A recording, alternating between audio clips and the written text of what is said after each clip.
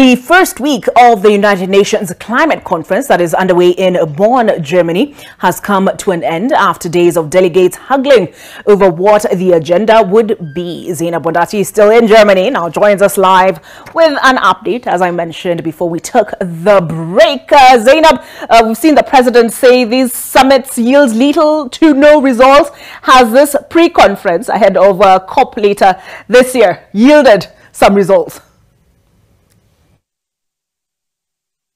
Well, Olive, the first week has ended with some semblance of some results. Most of the week was spent haggling over what the agenda would be. There was some fiasco that happened on Monday between Russia and Ukraine, the delegates of Russia and Ukraine, both of them wanting the other to be ejected from the meeting.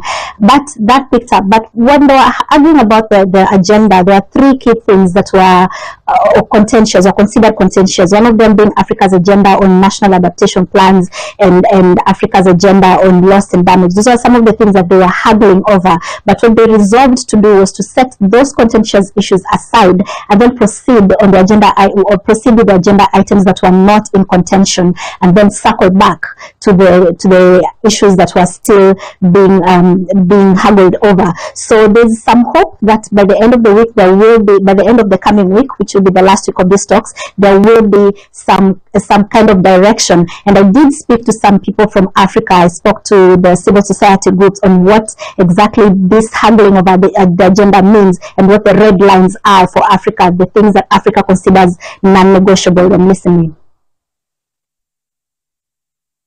The NAPs, yes, and anything adaptation, anything priority for Africa always drops, or sometimes deliberately or indeliberately disappears from the agenda, because those who said, including the secretariat, which sets the agenda, sometimes has that tendency of leaving African issues.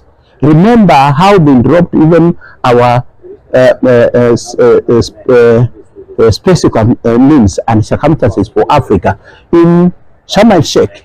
So this, we believe that is not going to happen. But the issues of adaptation, whether it is NAPS, whether it is DGA, whether it is adaptation finance, is non-negotiable as far as African position, whether you are in government or the civil society, is concerned. Oliver should mention that this meeting in Bonn is supposed to lay the groundwork for the discussions in November at COP28 in Dubai.